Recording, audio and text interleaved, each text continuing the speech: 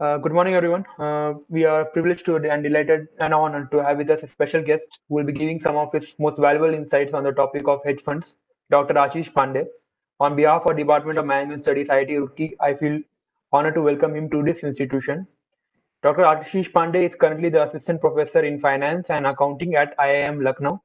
Dr. Pandey has substantial experience in managing public and private companies in the residential real estate, asset management, and financial services sector. He was listed by Forbes in America's most powerful CEO under 40 list in the year 2014. Given such a terrific background and a long list of accolades, it would not be an exaggeration to say that the students of DOMS IIT Roorkee are going to benefit immensely from what he has to offer through the medium of this online lecture session. So without further ado, I would request Dr. Ashish Pandey to guide us through this session. Over to you, sir. Thank you, Naveen, and thank you for Thank you. kind words. Okay, so I'm going to Thank you. share the screen, okay, and just let me know once you guys can see it. Okay, that's all. Sure, sir, sure.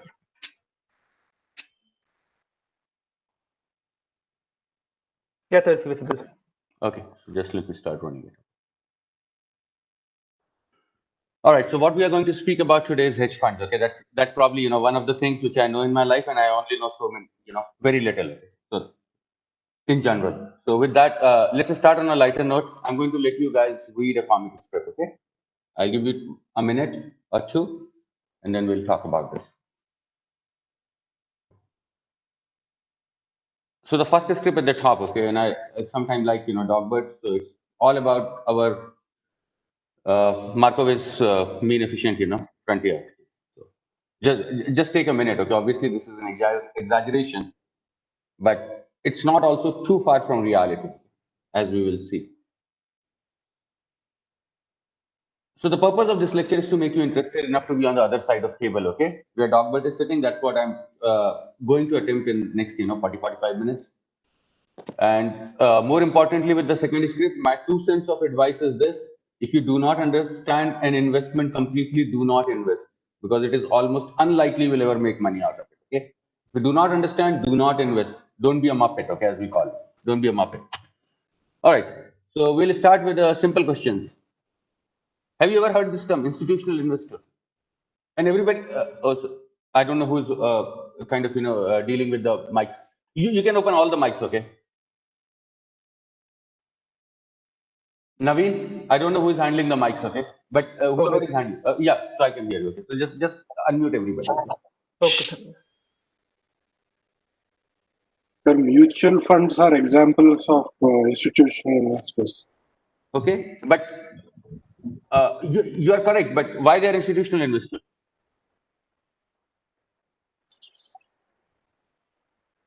They invest on behalf of clients. They take the risk on behalf of clients and invest. Okay, Harideepa? I think there will be a professional investors. I mean, who are having experience and who are completely into investing, and they know about how the market runs. On behalf of us, they will be investing. Okay. Those are I'll say they will pool money from various sources and then using their skills, they will invest it in the certain Okay, investment. great, Advait. So I don't think I need to teach you guys a lot, okay, right? You probably already know, okay? Okay, so who are institutional investors? Entities that invest on behalf of their members or clients, right? At the end of the day, these are the guys whom we will call institutional investors. So type of institutional investors, we started with mutual fund. Anything else which comes to the mind? LIC. Banks. Is what? Insurance company, right? Insurance. Yeah. Sir, Insurance. SIPs. Banks. What else? Okay, so we've got mutual fund, insurance firm, insurance companies. Who else? Sir, SIP. Hedge funds, hedge funds. Hedge fund. Hedge fund. Okay, hedge fund. Okay, good. What else? Sir, banks. Banks. Nationalized banks. Banks, institutional investor. No. Okay. That doesn't work, right? How? Pension fund. Pension fund. Okay, I like that one. Yes. Credit unions. Like Mm-hmm. credit Credit union. union. That's good. What you guys are learning? US banking, huh? Credit union is not a term which is known in India, right? Where do credit unions exist? They don't exist in India, right?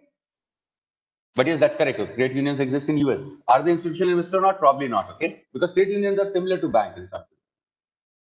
They operate under a charter which is not a thrift charter. They operate under a charter which is much more relaxed than thrift charter. But trade unions essentially, in some sense, are small banks. Okay, what we call in India cooperative banks. Okay, if I have to use an analogy, and a bad analogy to be very honest, trade unions are similar to what we call cooperative banks in India. Okay. Okay. So mutual funds, endowment fund. Ever heard this term? What is endowment fund? Yes or no? Quickly, guys. We'll move on. Okay. No. Sir. So endowment fund typically, No, what sir. happens is IIT Roorkee will get a lot of money from its alumni, right? And then it will create a fund, okay? And that is the fund which will be used for the benefit of IIT Roorkee. So that fund is typically called endowment fund. Okay, I'm using it in context of an educational institution here, but in general, endowment fund can be for anything, right? Okay, anybody can get an endowment fund. It's a fund which is endowed with a particular purpose. Okay, okay. Pension fund we spoke about, hedge fund we spoke about, insurance companies we spoke about, private equity. What is private equity? That is also a pool investment. But why do they deserve a separate classification? Why we are wasting so much of time? So, couple of things were spoken about, right? They invest on behalf Like their of. targets are different. They for what purpose they invest, that is different in each case. Okay.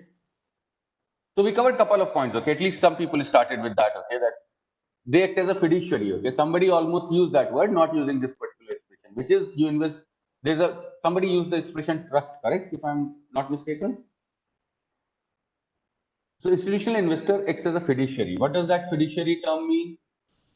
Acting as a fiduciary means that there is a relationship which involves trust, especially in the context of an agent and a beneficiary. So who is the beneficiary? When you invest in mutual fund, who is the beneficiary? Both the customer and the Correct. person who is investing. Correct. So you are investing, so you are the beneficiary. Okay, and who's your agent? Your agent is the mutual fund manager. Okay, whoever is managing that mutual fund, and there is a relationship of trust. You expect it to give him money, believing that he is going to use that money judiciously. Okay, so there is a concept of trust, and a fiduciary is supposed to act in the best interest of its, beneficiary. So that's the concept here. Okay. What else we can talk about? Okay, so there is a concept about sophistication. What does sophistication will mean here? We will expect institutional managers to be more sophisticated than I and you investing alone. Which means what? We trust more than No. not trust. They have some expertise in that field. Correct. So Rather at least, right. So we don't know how do we classify that expertise. It's tough, but at least I know that when I invest with this particular person, he's not going to invest on whims and fancies. Okay, he's not going to invest like Ashish Pandey will invest. Today, Reliance is looking good because I just woke up in the morning and I saw the sun. Okay, so therefore I invest in Reliance. Okay, there is going to be much more deep thought process when he's going to make an investment. Correct? They are going to make an investment. At least we expect that they are going to make an investment after making a careful and structured analysis of an investment opportunity.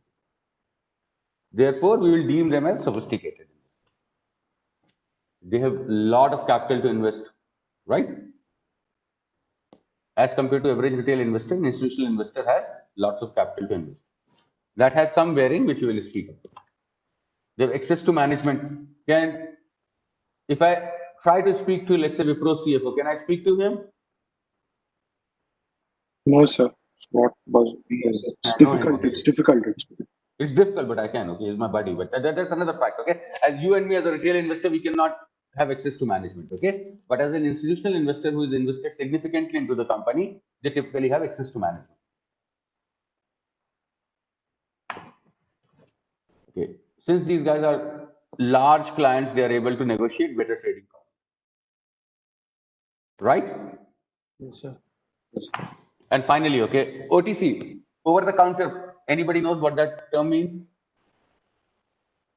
It is similar to So stock that are exchange. regulated. That like investments that are regulated. That are by some readily regulator. available. That are readily available online, and we can easily operate that. No. That is completely wrong. Where the third party is involved in between the buyer and the seller, sir. Okay, yes. So that is actually technically correct definition. So what OTC means is there is no exchange involved. How exchange helps? What is the beauty of exchange? Computers. OTC are drilled through broker dealers. So that is a major difference. Okay, OTC. broker dealer is a nice term. It's a fancy term. Yes, agreed. But what's the beauty about exchange? I agree that OTC are, dealt with broker dealers. But what's the beauty of exchange? And this is a layman's question, okay? Let's suppose you and I as an investor, okay, as a layman investor, not as, finance student or, somebody who reads finance. What exchange offers to me? You can get other product. So there are a number of buyers and sellers present, so we can get a proper market. Leave aside the market microstructure. Agreed that exchange provides a better market microstructure. Leave that part aside. But there's something very, very significant which exchange offers. So we get those in bulk, so the amount that is raised is comparatively higher. No. Sir, in exchange, there's generally a commitment of buying. Okay, so there is a market maker, but again, it's a market microstructure. Sir, it's provide a liquidity option. That's again market microstructure. Liquidity, bid ask spread less, a lot of people. See, exchange offers. There is a guarantee that you'll get a payment on exchange. Who was that? Harideepak, who was that? Yes, sir. Okay, that's exactly what it is. Okay, the beauty of exchange is I do not deal with Harideepak. I deal with an exchange. I am not concerned about credit of Harideepak. I am concerned about credit of exchange. An exchange is generally backed up by a guarantee fund. Okay, so that's the beauty of exchange. All right. So having understood what an institutional investor is, why don't we move to what hedge fund is? So I've got this beautiful definition there. Okay, hedge fund is a pooled investment vehicle. Somebody used that expression already. It's a pooled investment vehicle, which means what? A lot of people will pool in money. That uses multiple strategies to invest in different asset classes. Right? There will be one professional manager or a set of managers who will be managing the fund. Now, since it's a pooled investment vehicle, and there is going to be an external manager who's going to manage the funds. Therefore, hedge fund is an institutional investor, right? And that is why we spend so much of time talking about what is institutional. Okay, so that was the part. So, what do hedge funds do? I've written a nice definition here, right? Okay, second bullet. Is it really correct?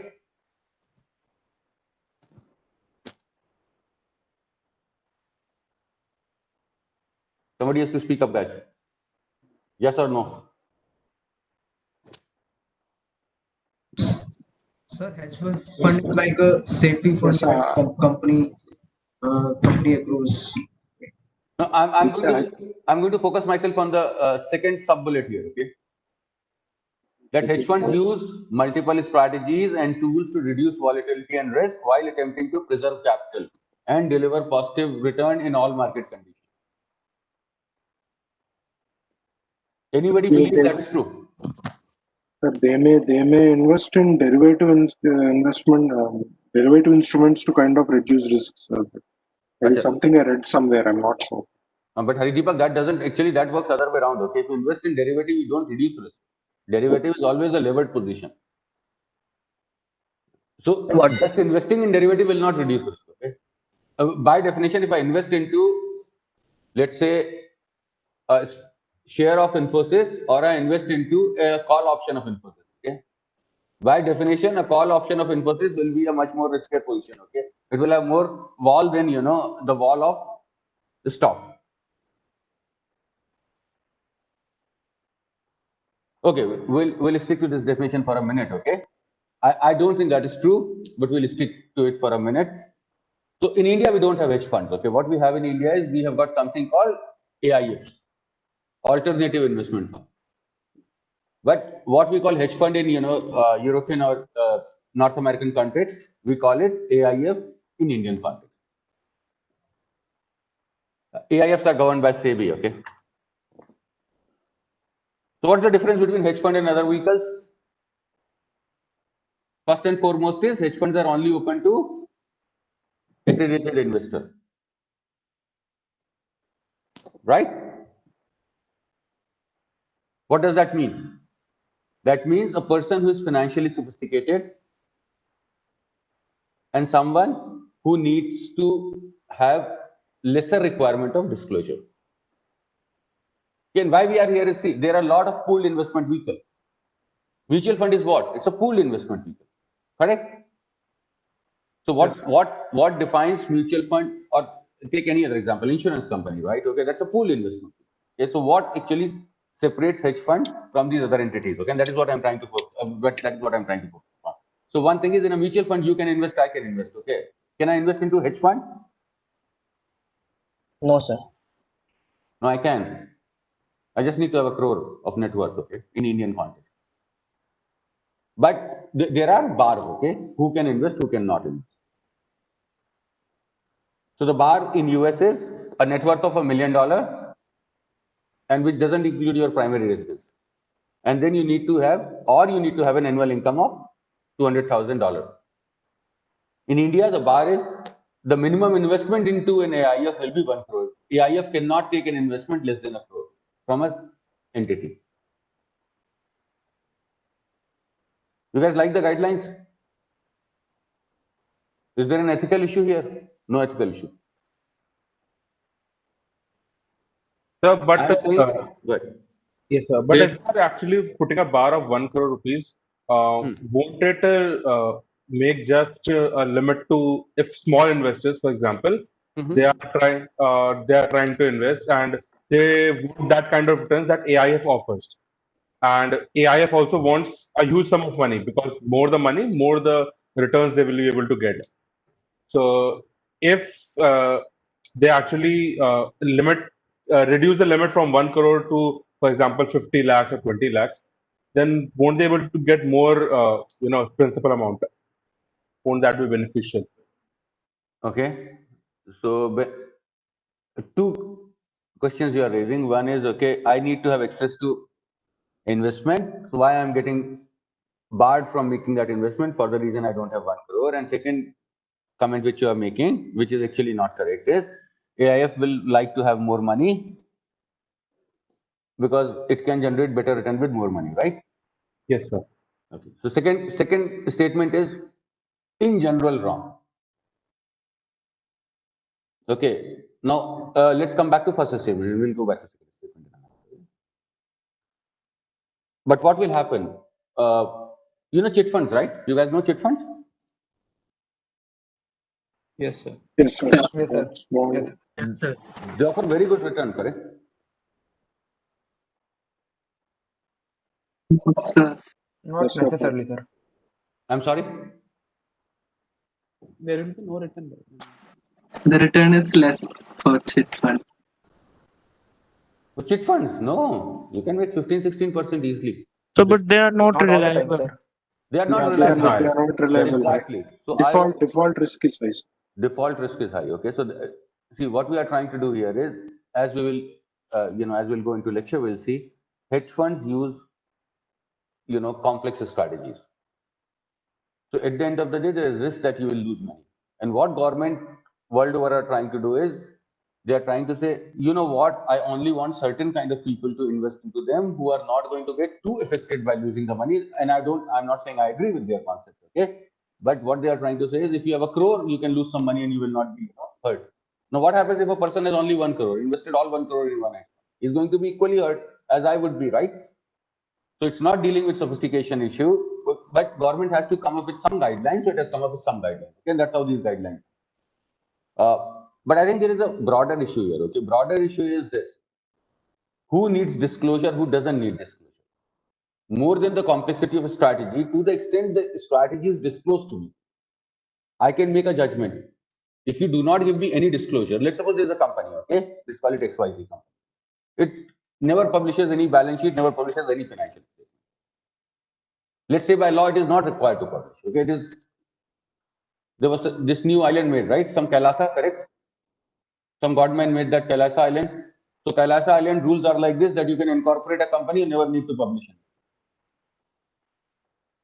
Now, if people start investing into that company, they are going to invest without any information, right?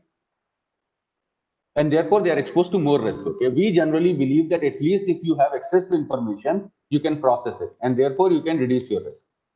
Why we put this restriction on hedge funds is that they can actually get away with a very minimal disclosure. And if they can get away with very minimal disclosure, therefore we are going to put a restriction that they are more riskier as compared to a mutual fund, and hence we need to do something differently. What else is different between hedge fund and other pool vehicle? What other differences come to your mind? They invest more aggressively than mutual funds, I think. Okay, so they invest more aggressively. What do you call aggressive? Risk factor, like Risk factor. We'll stick to that word, aggressive. So it's a qualitative word. I just want you to get more into detail on that. You're correct, but what we will call aggressive in this?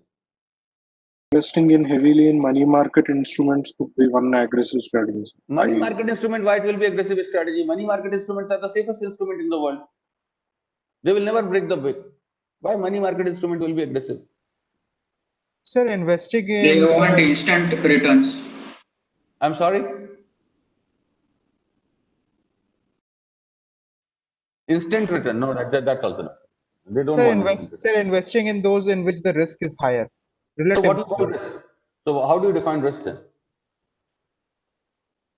I agree that what is aggressive is something more riskier. I agree with you conceptually, but how do you define risk?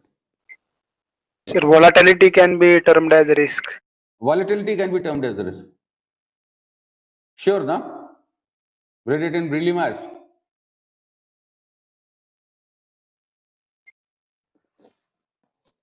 Right? Vol is how we define risk. Okay, I'll leave you guys with a question. Okay, I'm not going to spend too much of time on that, but think about it. Okay? Is volatility really the risk? As an investor? No, sir, I don't think volatility is as a risk. Okay, who was that? Subject representative, sorry. Okay, your name. Namit. Namit, why you say that? So volatility actually just depicts that what are the actually maximum number of fluctuations that can happen in a market. That actually doesn't represent the risk. Because risks are market risk or particular portfolio investment risk. No. They can't be termed as a. No. Vol represents risk. Okay, that's the wrong way to think about it. Okay, but so if go ahead. Yeah, so if it is investing in a growing market, like which is not very stable yet, like they have not grown, like it's still growing, like so that can be termed as risky investment, like high rate of return, but the like still it's not stable yet. Okay, so I'll leave you guys with one answer and one question. Okay, so vol encapsulates risk. Okay, so that's my statement. But as an investor, actually I'm not actually bothered about upside risk, right? Okay, if returns are going up, okay, there is a lot of volatility on the upside. It actually doesn't matter to me. Only thing which I'm bothered about as an investor is my risk on the downside. Okay, so therefore you have to think standard Downside deviation does what? volatility is actually the risk. Correct. So, but then what is vol? Vol doesn't differentiate between a downside and upside vol risk, correct? Like there is a term for downside volatility. I do not remember. What is that term? I do not remember exactly, but I have read it. Okay. So now go ahead. Since you have read it, I will ask you to go back to it. Okay, there are a lot of ratios. Okay, we call them lower partial movement, right? Okay, what they do is they only consider risk on one side. Okay. Now, since some of you have read it, for you, those of you who have not read the concept, okay, what I'm going to give you as a takeaway thinking is whether vol really is the concept of risk or it should be on the downside vol. And to the people who have studied that, we should only bother about downside vol, I'm going to give them another question, whether that is actually correct. Okay, just so that you know. Okay. All right, let's move on. So we spoke about what? We said they can do something. They can invest into more riskier assets, right? Mutual fund do what? They are generally long only, correct? What mutual fund does? It will go, it will buy an equity. If it doesn't want to buy an equity, it will keep the money in cash or money market fund, right? That's what a mutual fund does.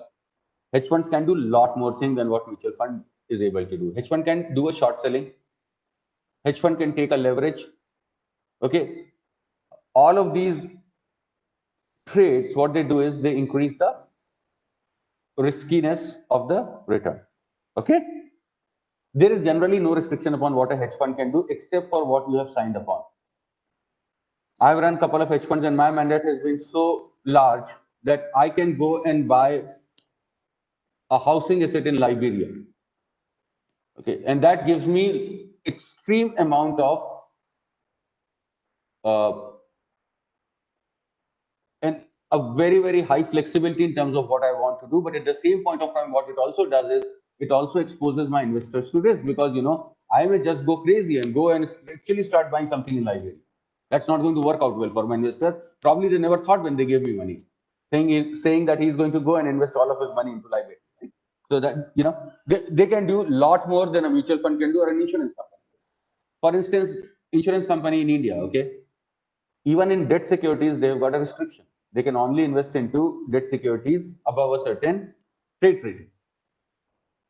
But none of those restrictions apply, or for that sense mutual fund. Okay, but none of those restrictions apply on hedge funds. What else? Hedge funds use leverage. Okay, guys, you understand leverage increases risk, reduces risk. Leverage Leverage reduces. actually Increases risk. Increases. Acha. Sure.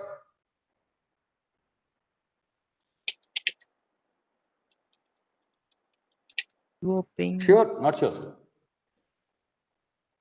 Or answer depends. Sir, in duration time period. Duration of time period. Okay, Tushar, we have to be very, very careful. Okay, we cannot use these two terms together. We cannot use duration along with time period. Duration has a very different meaning in our world, correct? And I'm sure that you guys are in second year now, right? So you will learn. Okay, duration has a very different meaning in our world. We call tenor for time period. We use duration for what is the sensitivity of a bond to change in interest rate. Okay. So leverage in general should increase your risk. Okay, but in certain situation it will not increase your risk. When it will not increase your risk?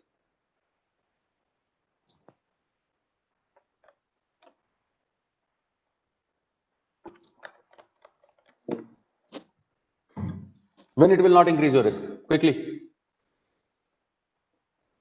Okay, Restrictions are low or interest rates are rather stable. So if I invest in risk-free, if I invest in treasury, right? Whether I lever it or I do not lever it, will it increase my risk? If I lever it, will it increase my risk? No, I think no, sir, because the interest rate is rather stable. So it depends on the overall portfolio that you are looking at. That's the only portfolio which I have. I've got only one treasury bond. Okay, I'm a poor person. I can only buy one treasury bond. That's all my portfolio is. Then, sir, there's no risk in investing in treasury security. There is a huge risk in investing in treasury securities, guys. You don't have a credit risk. The only risk which you do not have with treasury securities, you don't have credit risk. You know that government will pay you. But there are other risks, right? What happens if interest rate goes up? Let's suppose I bought a treasury bond. Let's say I bought a 10-year RBI bond. And tomorrow interest rates go up. What will happen to my position? Fall. The price of bond will fall. Then, if I have to sell,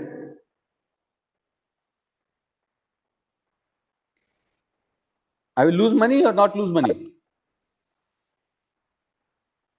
Lose money. So, correct. So, therefore, held to maturity treasury is devoid of risk. Only HTM treasury is devoid of risk. Okay, don't think treasury doesn't have one risk. Okay, which is it doesn't have credit risk. If I would have invested into bonds of MTech Auto, I was exposed to credit risk also. Okay, but beyond that, don't say that treasuries are, when we use in the concept, okay, when we use T-bill rate or something, we say risk-free rate in the sense it doesn't involve credit risk. That is all. Okay. It is not a question of that they are generally riskless. All right. Another issue with hedge funds is they do not have liquidity. If I have a mutual fund, and generally, let's say not a closed-end mutual fund, but an open-ended mutual fund, I can every night I can say I want to redeem my units. I can write to fund manager, redeem my units. I'll get my NAV back. That is generally not something which happens with hedge funds. Hedge funds, what they do is they will give you a window during a year. Let's say 1 month. They will say at the beginning of July, you need to tell me if you want to redeem your investment. And many a times it has happened that even if you redeem your investment, if you want to redeem your investment, manager has an option to gate, what we call gating. Okay, gating means that manager can say, listen, I am not going to allow you to redeem your investment. Why manager will do that?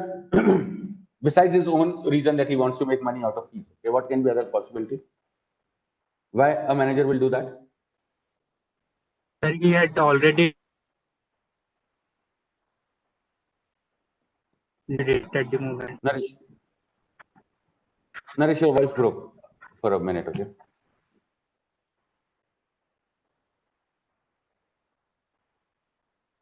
He said that if the investment is already done in if the investment is done in other parts already. But I can liquidate the investment, right? Yes, sir. Sir, at some projects we cannot liquidate the investment. For example, if we have already invested in construction projects, then the money can't be returned at the exact moment. But that a fund manager should not do ideally, correct? Because he knows that he is exposed to the fact that people can redeem their money.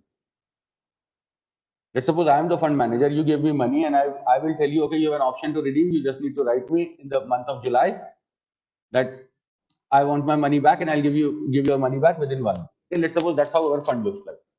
Should I be investing into real estate investment of Parsavnath? That will not be the right thing for me to do, right, as a fiduciary? Yes, sir. But if you are going to meet the objectives, then sometimes you may aggressively invest into real estate also. Hedge funds. But that's a failure of on my part in terms of fiduciary duty, right? That I invested. That's a failure in my part on fiduciary duty. Okay. But what can happen? Let's suppose I invested into MTech Auto bonds. Okay. I am running the hedge fund. My mandate was I will invest into credit sensitive debt instruments. Correct. So MTech Auto completely belongs within my mandate. I invested into MTech Auto. And all of you came to me last year and said, or some of you came and said, we want our money back. I should ideally get your, investment. Why? Because I really don't know what is the true value of my MTech Auto investment. Let's suppose I had $100 from 100 of you, $1 each. 4 of you came and said, we want our money back. So I have to give you guys $4. My problem is this. I do not know what is the real value of MTech Auto. If I do not know what is the real value of MTech Auto holding, which I'm bonds which I'm holding, then I do not know how much money I should be giving to you. If suppose I value MTech Auto at 90 cents for a dollar, okay, and therefore I say my 20% investment was in MTech Auto, and therefore you get $18 from there and whatever 80 was left. Okay, so $98 is my NAV. If tomorrow MTech Auto doesn't turn out to be an investment which is worth 90 cents, the people who are invested with me have effectively lost money. What happened? You were invested, you didn't redeem. Somebody else came, redeemed.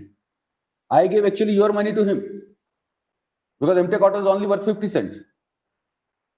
He got the money back at 90 cents and you are holding the asset which is worth 50 cents. Okay. So we get in situations where we either think that we cannot value the asset properly or where we think that if we start selling, just our sheer act of selling will force prices to go down. Market at the end of the day can only take so much of volume. Okay, let's suppose I start disposing MTech Auto bonds. I may start disposing them at 90 cents for a dollar, but the market has got only so much of appetite. If I have to dump too much, it may just come out to 50 cents for a dollar at the end of the day, which is in good interest of nobody. So those are situations where we kind of try to get the fund. The last point, okay, hedge funds have a very, very interesting fee stream. Very interesting fees too. That is called 220 structure. Anybody knows what the 220 structure is? 2% for management fees and rest 20 for performance. Okay. You are exactly correct, Tushar. It's very good, right? We are completely aligned, correct? Fund makes money, manager makes money. Agreed, not agreed? Anybody having a contrary point of view? Manager also invests his money into that fund, his own money. Okay. But assuming manager has not invested also. So I think hurdle rate is the the target for the manager, that he has to give the return above this rate.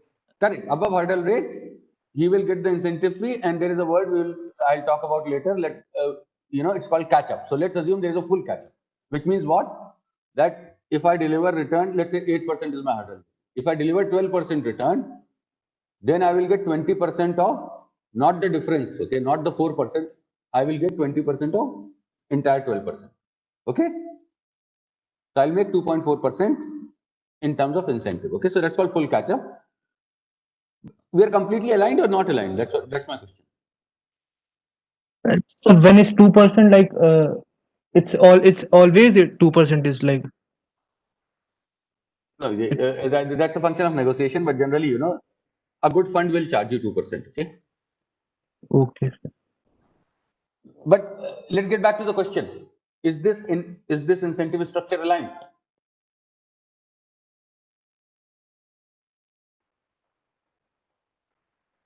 Will you like, as an investor, will you like this fee structure?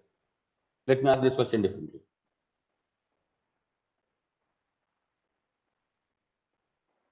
Yes, sir. I am losing 20% on profits, sir. So it depends if I'm willing to lose that 20%. Only then I'll be going for it. Otherwise, I may not go for it because 20% is going to the fund manager for that. Okay, Ridipak, but then you can set your hurdle high enough, right? Okay. Yes, if we set a target hurdle high, then we can incorporate that. Right? Okay, that was Devesh, right? But often be seen as that he is also investing his money. Like if he performs well, then let's suppose I've not invested. Let's suppose I've not invested. So I am talking if about the the returns are incentive in that he will be getting. I am talking about the incentive that he will be getting. If he is having a high incentive for performing well, then he will think as if he is also investing in that. Correct, Sachin. Okay, so even with zero investment, I'm saying that I'm invested into it. Okay, that is what Sachin is saying. I get your point, Sachin. Fair point.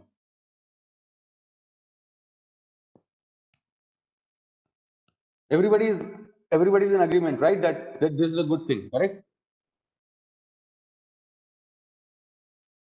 Anybody who thinks it is not a good thing. Let's suppose hurdle is high. Hurdle is 15%. Somebody said, okay, I don't want to lose money, so I went with the option saying increase the hurdle. After that, everybody's okay. Okay, not okay. So if like if we invest in unfair means like in unethically, if like unfair means trying to just वो सब छोड़ते हैं, वो HRM की class में कराएंगे, ठीक है ना, उसको छोड़ देते हैं. We can talk about ethics to end galore. Okay, and there's a huge issue with ethics. Okay, I'm not trying to not put the point down, but since we have limited time, there's a huge issue of ethics. Okay, there's a huge issue of ethics as far as hedge fund are concerned, but वहाँ नहीं जाती. Let's not go there. I think it's a completely messed up situation, guys. As a manager, what you have done. You investors have given me a free option to ride upon. How will I make money? And somebody said, okay, hurdle rate will increase, correct? Or I gave that solution and everybody agreed that, yeah, I will increase the hurdle rate. We put a much more difficult situation here. Let's suppose I'm the manager and I've got two investments from two different parties, okay? Let's say from Devesh and Advait. Devesh said, my hurdle rate is 5%. Advait said, oh, I want my hurdle rate to be 12%, otherwise I'll not give you any. What I'll do, I'll take Devesh's money, I'll invest into, let's say Yes Bank of fixed deposit. Okay, bad option, but It's still okay. Okay, nobody lost money, so it's okay, right? So I put money in Yes Bank fixed deposit, 9%. I'm fine, right? Why I should do any work? Correct. I'm fine. Devesh only wants 5% return. I know I will deliver him something more than 5% even after my fee. But Advait wanted 12% return. What I will do? I'll go and invest his money in him, take auto bonds. See this free option, okay, where I can take 20% of the return actually makes me do more riskier investment than I will like to do. Won't it make you do more riskier investment? I want higher return, right? As an end of the day, as a manager, what I want to do? I want to create as high return as possible. But I have absolutely nothing to lose on downside. Just to use an extended example, okay? I have something to lose on downside, which is my reputation, okay? And that is where whole thing works, okay? But if the whole reputation concept was not there, then, you know, this is the worst trade in the world. Gotcha? With me? Yes or no? Yes, sir. Yes, sir. Yes, sir. All right. Got it. Okay. So we'll just quickly move on, you know, definition of AIFs. Okay. So in India, we classify AIFs under 3 categories. So there is AIF which we call category 1 AIF. What it does, it invests into startups, venture funds, or, you know, social impact funds, or last one is, let's call it, you know, MSME or infrastructure. Okay, the priority interest area. Any fund which invests into these assets without leverage can actually get a license from SEBI under category 1 AIF. Then we have a category 3 AIF. Okay, for purpose I have given category 3 here first. Okay, and what category 3 does? Category 3 is somebody or some fund who can invest into stocks, complex instrument, whatever you feel like, with leverage. It can take leverage, it can take debt and invest into the security. And that can be in form of, you know, bank debt, or you can invest into derivatives. Derivatives is nothing but a leverage position, right? Once you will understand, you know, once you will go through your OFD, you must be having option feature and derivative, right? Somewhere that elective will be there. Okay, so once you will go through that, you will understand. Okay, derivative is nothing but it's just a leverage position. Then SEBI said whatever doesn't fall under category 1 or category 3, that is category 2. Okay, so that's the concept of classification in India. In US, we don't have this classification of category wise. We say hedge fund is a hedge fund. But in India, we have got category 1 hedge fund, category 2 hedge fund, category 3 hedge fund. All right. So just a quick. Sir, go ahead, please. The major character of a hedge fund are not regulated. But if AIFs are regulated by SEBI, then how can we call them hedge funds? No. Hedge funds are always regulated. Even in US, okay, if I have a hedge fund more than $150 million of investment, I need to apply with SEC for my RIA license. Okay. See, regulation. Okay, so let's back up for a minute. Okay. Let's suppose I am hedge fund. I am regulated by SEBI. Okay, and there is a bank. Okay, let's say State Bank of India. Are we regulated equally? Let me use another example. Let me use another example. I am a private limited company and there is a public limited. Okay. So they are different institutions. Differently regulated, sir. Okay. So differently regulated. It is not that we are not regulated. It's just that we are lightly regulated.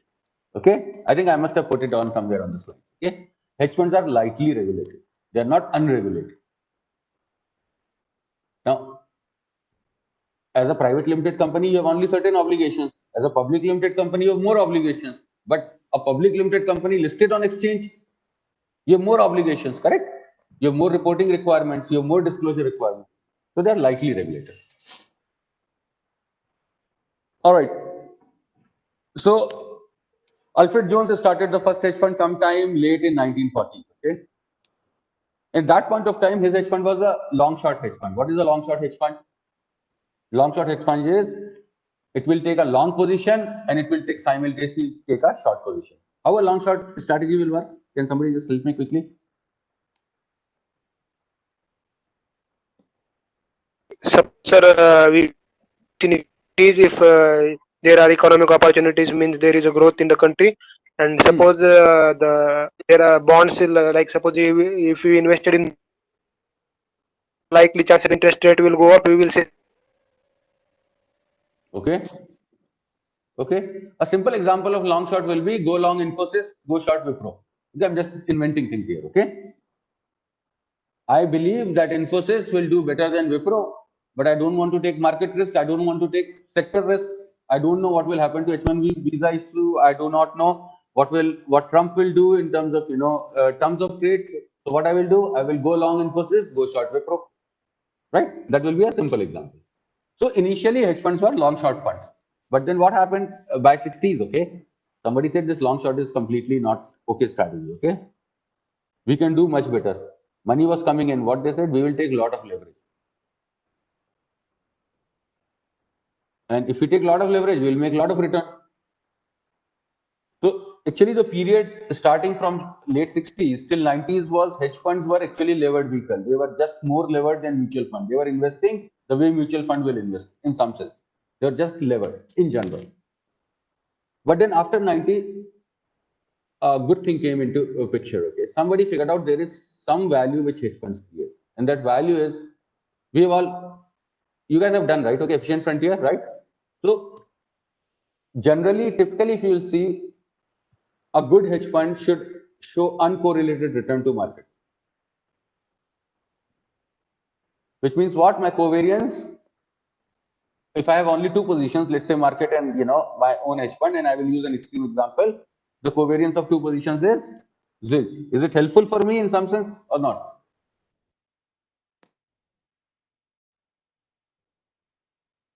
Come on, guys, fast. Yeah, its covariance is zero. That means they are not related to each other. So the performance is not related to each other. So But it is helpful to me. Yes, sir. Both of the securities will not, perform, in poorly, relation. either If poorly or one performs poorly, then other will be very yes, likely to be perform the other way. Okay. yes. So what will happen? Let's suppose I have only two securities. Okay, one investment into index fund and one investment into hedge fund. Somebody we started discussion with that concept of vol. So what will happen to my vol? What will happen to my standard deviation of position?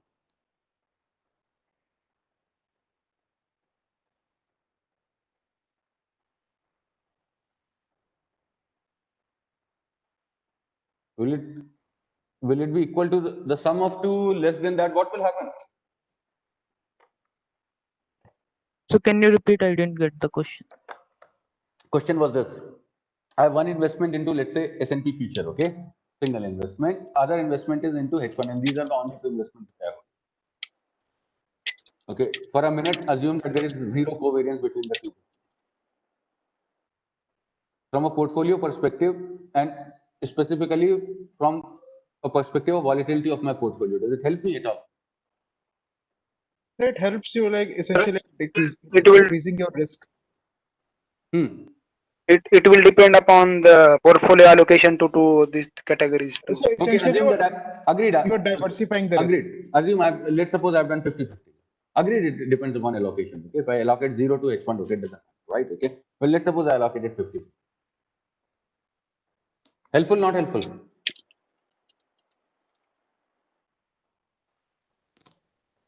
So it is helpful. You have diversified your risk. Like from one you are getting a certain return, and from other that risk can be compensated. Okay. Okay, that's an okay answer, but not really very good technical answer. Okay. So I will strongly recommend go back and read the really I don't know, it is chapter 7, chapter 8, okay, whatever it is. Okay. At the end of the day, what covariance I want? What is if I can find a security? Let's suppose I've got a universe of security, and my only purpose is to reduce the risk of my portfolio, and I will only create two positions. Right? One position is already decided S&P future or Nifty future. The other asset which I want, what covariance I will want to have that asset to have? What covariance I will like to have that asset with the Nifty position? 0, 1, -1 क्या होना चाहिए? Fast. We have to move.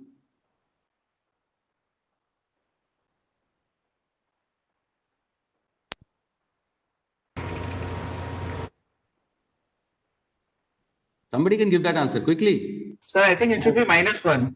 -1. Okay, thank you. So what happens then with -1? So if one decreases, the other should increase, so that my risk is minimized. Okay. Your answer is correct, but your explanation is completely not to the point. Okay. एक बार पढ़ लेना. ठीक है, थोड़ा सा एक छोटा सा फॉर्मूला है ना? Wall calculate करने का मतलब a wall of two assets is a very small formula. एक बार देख लेना. Okay, your answer is correct. Okay, just now. Any asset which is not perfectly correlated with my S&P future will always reduce my risk of portfolio. Okay, that's the simple answer. Okay, so only thing which I don't want is I don't want +1. But yes, -1 will be helpful. Agreed, most helpful. Okay, let's move on. Okay, so what I'm going to do is I'm going to stop my slides right now, okay, because I've got too many slides and it will be difficult for me. I'm going to talk about 4 or 5 terms. I just wanted you guys to be aware of it. Okay, because I think we are almost coming to the close. Okay, so let me start with some of the fancy terms. Okay, so there are event-driven hedge funds. What are event-driven hedge funds?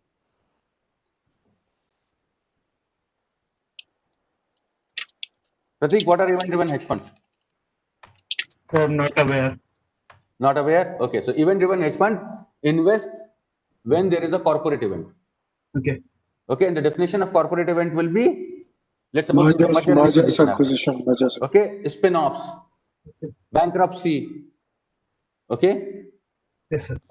Leadership changes. So what these firms do typically, okay, what they are betting upon is a merger arbitrage. Let's take one simple strategy here, okay, within that whole world of event-driven. Okay, what merger arbitrage is?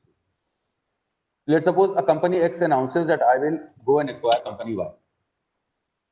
When it announces that, it will say I am going to pay X amount of, either dollars or a certain share ratio to buy that company. Correct? Yes. So everything is spoken about, but when you will see that tape next day morning, tape will not show price exact ratio in which merger was announced. Okay, there will be some discrepancy. Let's suppose, I'm just inventing these numbers. Let's say company XYZ says I will go and acquire company ABC, and I will give 2 shares of my company for every 1 share of ABC. So tomorrow morning, if I have to look at tape, XYZ, let's suppose, is trading at $10, where ABC should be trading.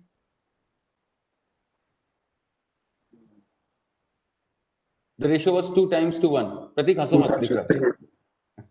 हाँ बोलो. नहीं, I'm just trying to be funny here. हाँ बोलिए. 1/3 the amount, sir. 1/3 क्यों? I said 2 to 1. For every share of XYZ, I will give. For every share of ABC, I will give you 2 shares of XYZ. Correct? That's what I'm saying. That's correct. Okay. Fast. And $10 is where XYZ is trading. So where ABC should trade? $5. $5.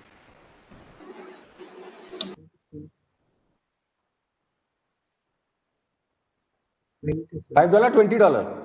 $20, sir. For $20 you should trade, okay? Because for every share of XYZ, ABC, I will get 2 shares of XYZ, okay? And XYZ is trading at $10. So ABC has to trade at $20. But when you will see tape tomorrow, you will see that ABC is not trading at $20, it's trading at $80. So there is an arbitrage to be done, correct? Yes, sir. You can go short XYZ, go long ABC.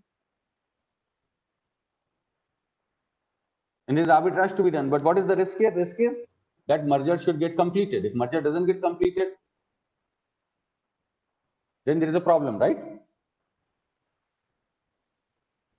Okay, yes, so that's event-driven hedge fund. Okay, there's another word which you'll hear, which is called global macro hedge fund.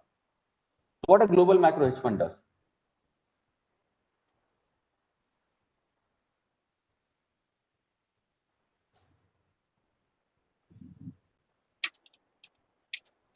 Any idea? No?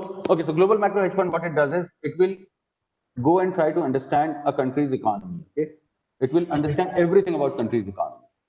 And then figure out, okay, there is something to be invested into this company or not, invested into this country or not invested into this country. A good example of global macro trade is what George Soros did once. Okay, he thought that British pound is overvalued.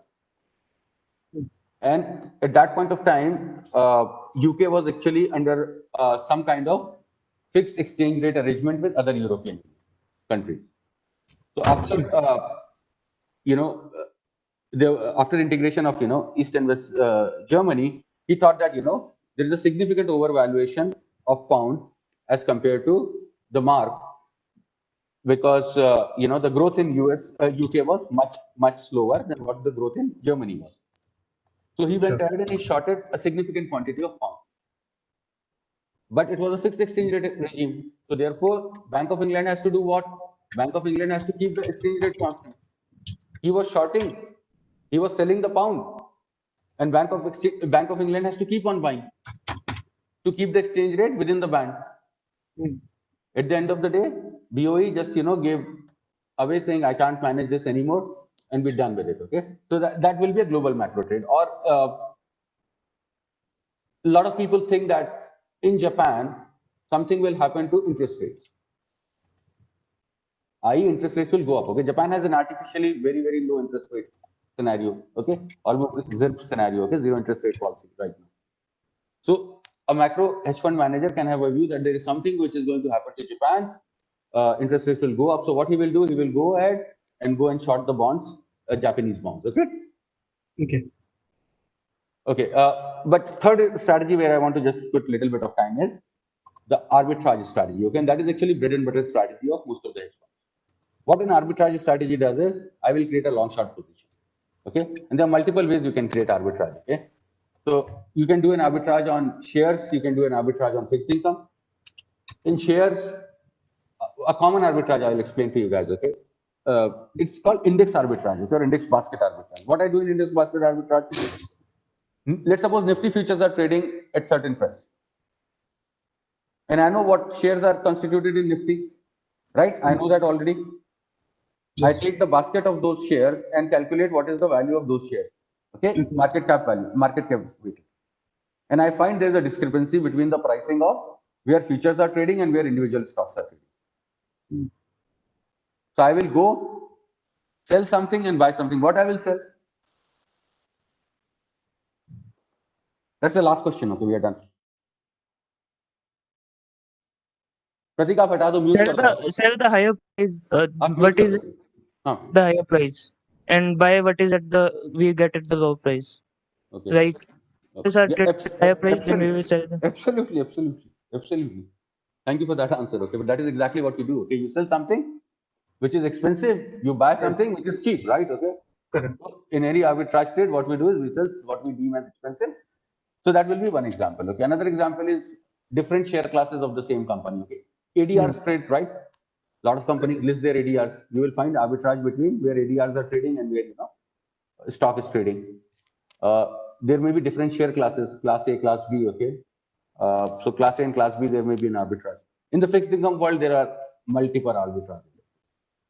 You can play yield curve, you can play snap trade. Snap trade is, snap issuance trade is effectively what happens that whenever, okay, so the trade works like this.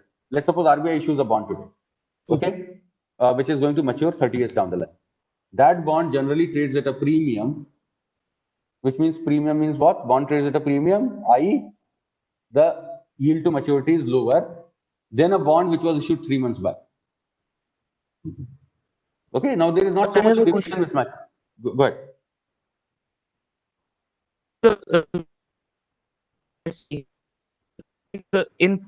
Share of Infosys is trading at some price at NSE and at some slight difference at BSE. Then that will create an arbitrage position or not? It will create an arbitrage position. Okay, we call it a spatial arbitrage. Okay, an arbitrage within the space. Okay, where two exchanges constitute what? Two different spaces. So we call that a spatial arbitrage. Okay. Thank you. There is one particular company which made huge amount of money in India. Okay, one of the new age investment banking firm, which I'm sure must be coming to your college for recruitment. I'm not going to name them, but actually that trade was their bread and butter trade. Just trying to arbitrage across indices. Now that opportunity of trying to trade BSE against NSE is much lower, but 5 years back, okay, there was actually a pretty decent opportunity. Okay? And that's a position which is almost a riskless position, right? Okay, thank you, sir. Okay, so I was talking about snap rate. So what happens is that the bond issued by RBI today will be trading at a premium vis-a-vis a bond which was issued 3 months back. Same 30-year bond. How will you trade this?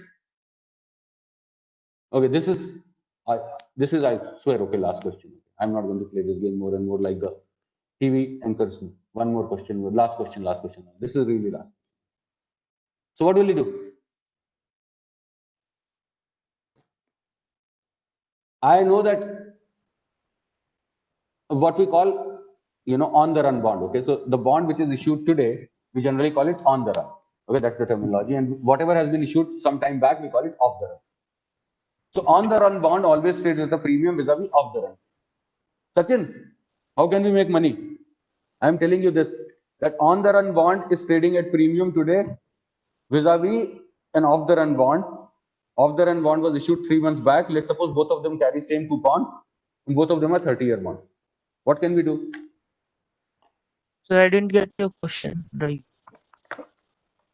So two bonds are issued by RBI, one issued today, one issued 3 months back. Okay.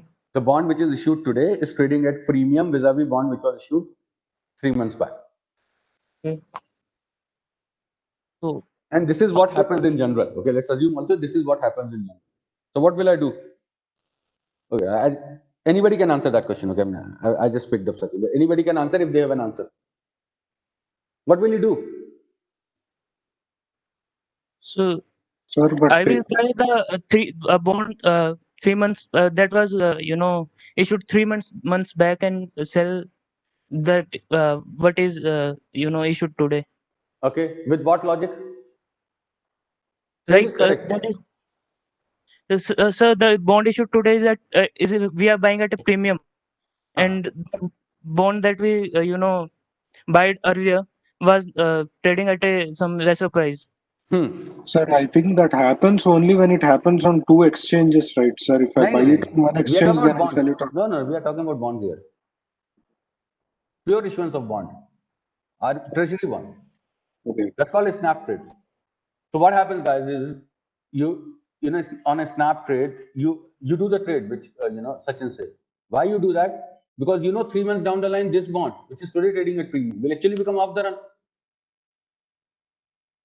Because there will be another new bond issued by RBI 3 months down the line, correct? So what is trading today at premium vis-a-vis something which was issued 3 months back will actually start trading at discount to what is going to get issued then.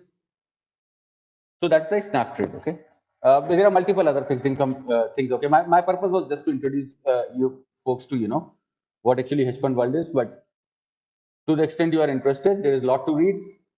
We have got enough of resources now. Internet is so helpful. And any questions? I'll just stand here probably.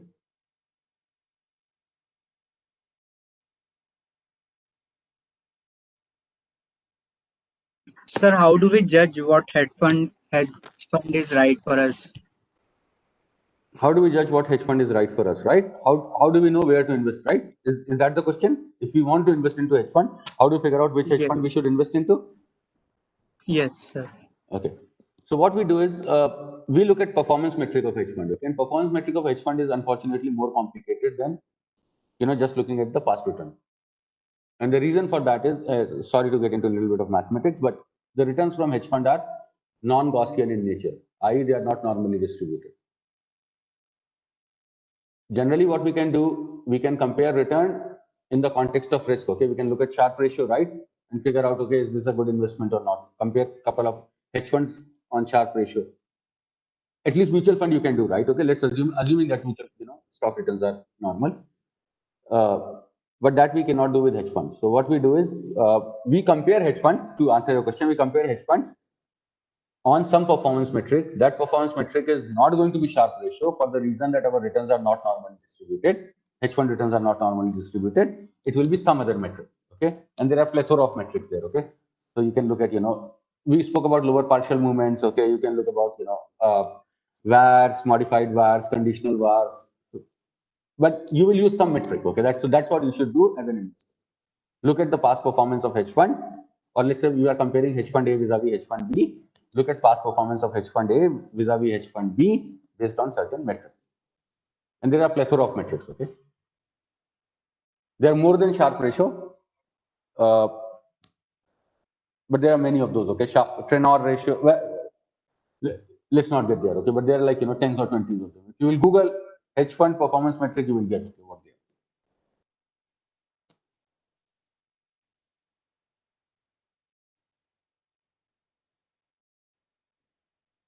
Anything else? No? Thank you, guys. Thank you for taking time out on Sunday. I know it's tough. Thank you, sir. Thank you, sir. Thank you, sir. Thank you, sir. Thank you, sir. Thank you for shedding this light on the subject of hedge funds, along with the very other investing concepts.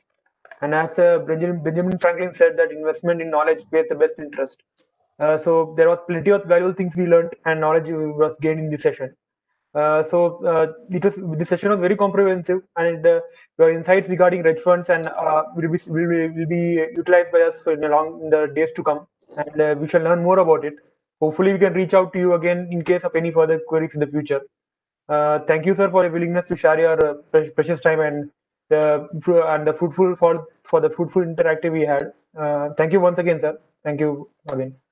Thanks, Naveen. My pleasure entirely, and all the best for everything. Okay, all the best for your placement. Yeah. Thank you, sir. One thing, sir, we have a note of thanks for you, sir. A student for the have note of thanks for you. Okay. Guys, you want to do? Sir, thank you. Thank you, guys. Appreciate it. Thank you, okay? sir. Thank you. Thank you. Appreciate it.